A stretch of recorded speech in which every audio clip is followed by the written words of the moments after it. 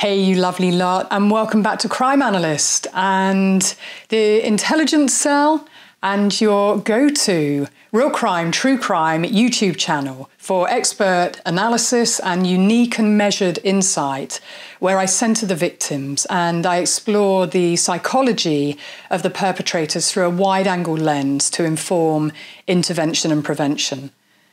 And yes, it's a bit of a mouthful, isn't it? But I think it's important just to highlight what I'm doing and why it's different, given that there's so many people who create content on what's called true crime. Well, I call it real crime because it's real crime. It's real people, real victims and real perpetrators. And we shouldn't lose sight of that. And too often the narratives are dominated by the perpetrators or by others who want to claim the narrative. And a lot of my work is about centering the victims and ensuring that we learn those lessons about the perpetrator's behavior. And we make sure that we focus on the right things and we ask the right questions. We're curious and we always trust our instincts about things that are happening, particularly to us. So I'm really excited building my Crime Analyst YouTube community, all of you, and I've just hit 21,000 subs, so thank you so much to everybody who has subscribed. Thank you for your super thanks and donating. I mean, it really just warms my heart that so many of you have donated, because it shows me that you understand what I'm doing here and the importance of raising awareness and centering victims. So thank you, and please keep those donations coming and do share me with other people as well who you think might benefit. I really want to build our community. We can create real change.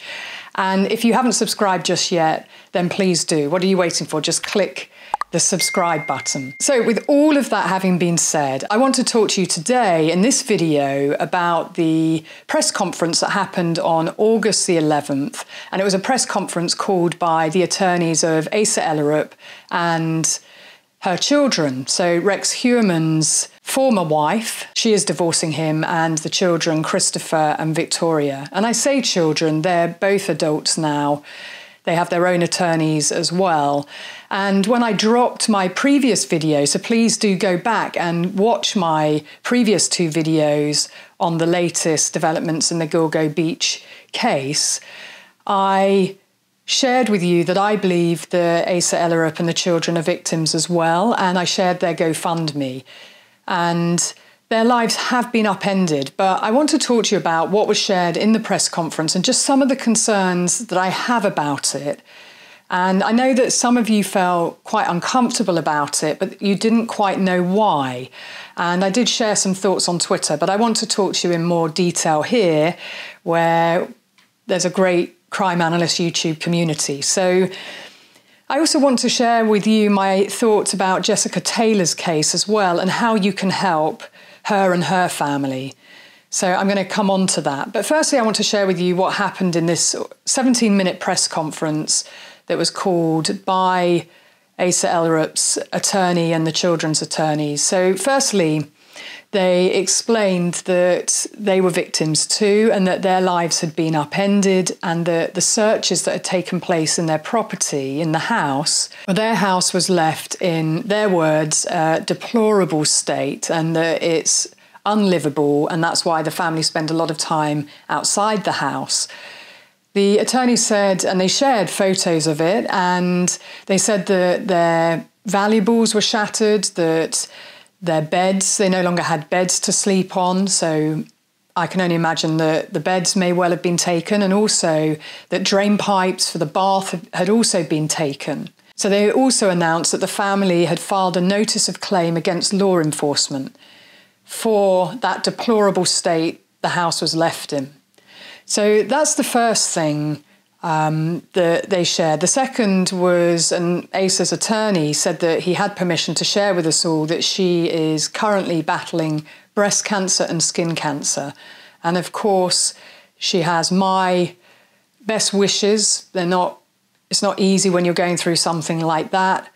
I've had cancer within my own family. It takes all your energy and it's very distressing and traumatic as well. And of course, now all of this has happened because Rex Heuermann her husband of 27 years, has been arrested and charged with 3 of the murders in the Gilgo beach case. And it's believed he will be charged with more.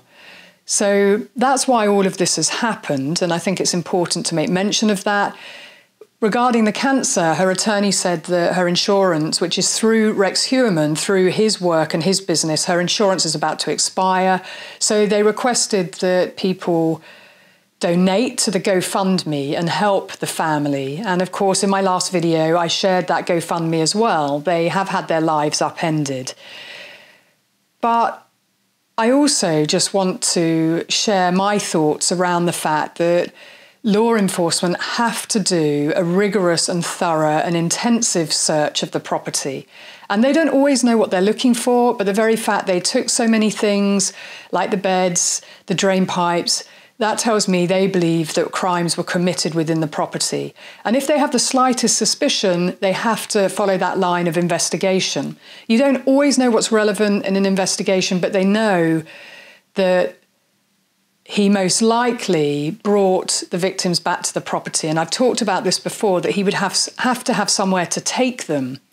So that's why they're looking at the storage units, they're looking at things like the South Carolina land, and so on, because they're trying to understand where he would have taken the victims. And of course, they would find more evidence there. So I don't believe that this is a misstep by law enforcement. They have to do a thorough investigation. And I'm going to be very plain here. The victims deserve it. The primary victims in this, who have not been talked about for a long time, who have not been centred, they deserve it, and their families deserve it.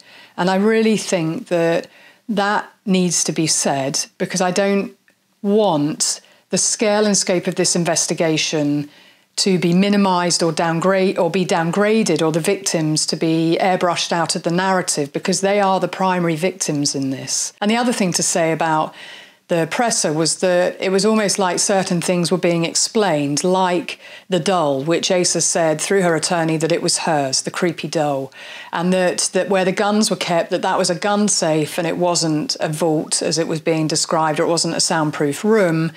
Well, these are all things that need to be talked about and discussed in a court of law, and it makes me distinctly uncomfortable that Asa is doing his bidding and sharing these things with the public.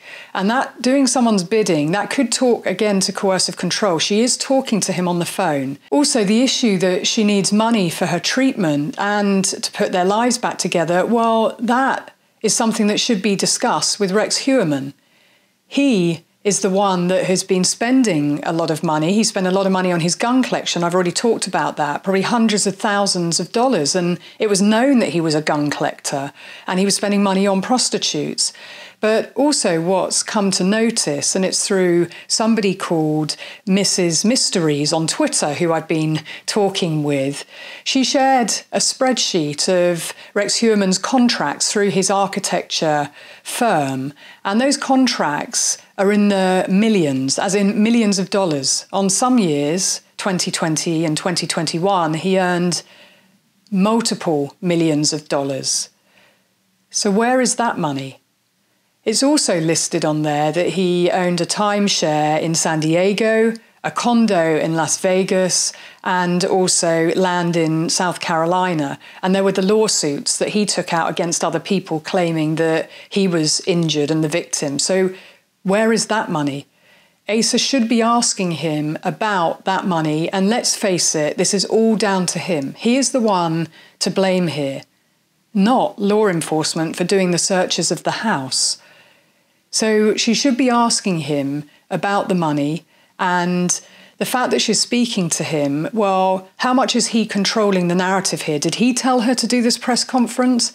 I can't answer that, but it feels to me like there could well be control, and controlling the finances. Well, some of you mentioned to me the matter of the food stamps, that Asa had food stamps, that they would be given to her because her son Christopher has learning disabilities. Well, that may well be the case, but the fact is, he was making millions of dollars. So where is that money, and why isn't he paying for his son and paying for his family and putting money into the house? And why isn't he helping now with Asa's health and putting the house back together? So these are all questions that I have. And I think it's really important that those questions are asked and that this investigation isn't downplayed or minimised.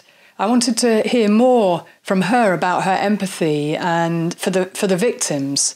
Now, some might say she owes us nothing. Well, I agree with that. But if you're asking people for money, well, the reason that she is in this predicament and this situation is because of one man, and that's Rex Heuermann. So their anger should be directed to him. Accountability should be asked of him and him alone in this.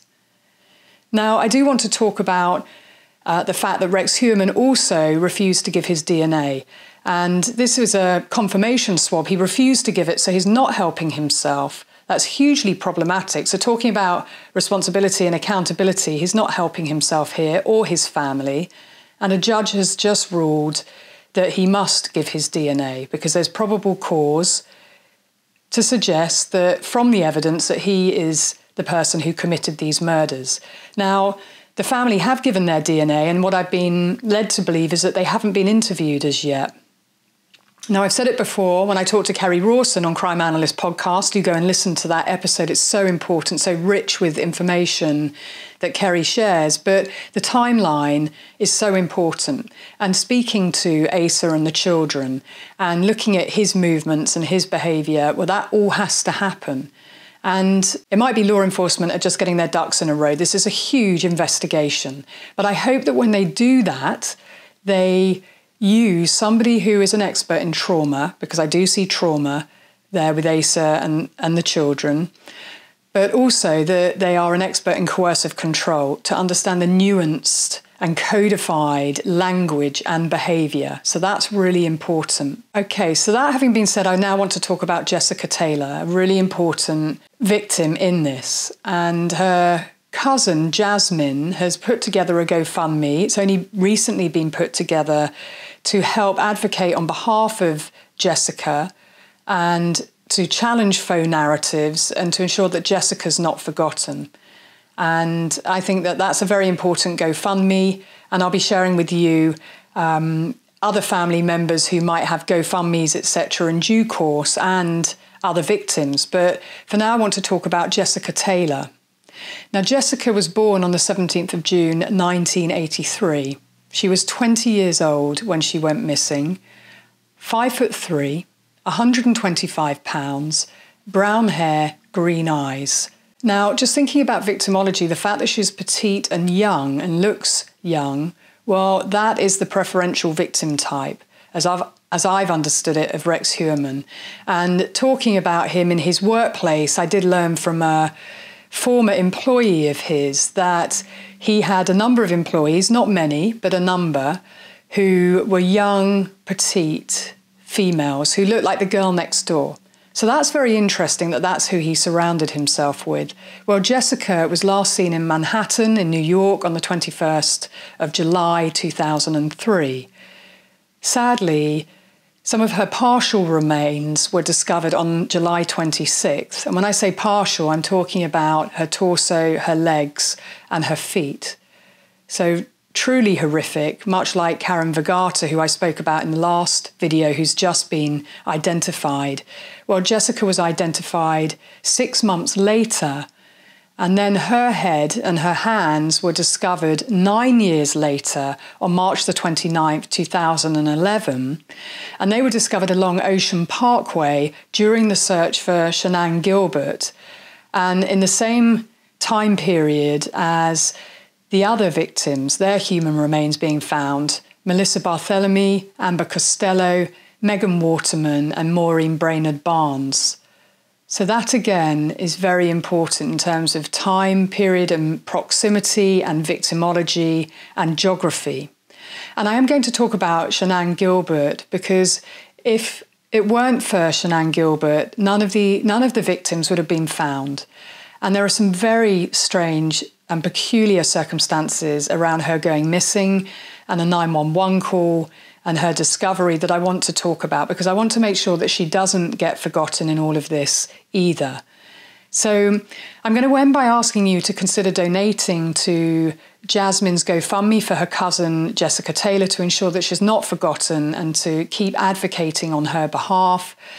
Jessica had her whole life ahead of her and she was brutally killed, and she is being considered as one of the Long Island serial killer victims, and the case is being investigated by the task force. So it is important that we do honour and remember the victims, and we respect them when we're talking about them as well in terms of how we describe them. It's really important. So I'm going to end there and keep it short and sweet. Until next time, be curious, ask questions, and always trust your instinct.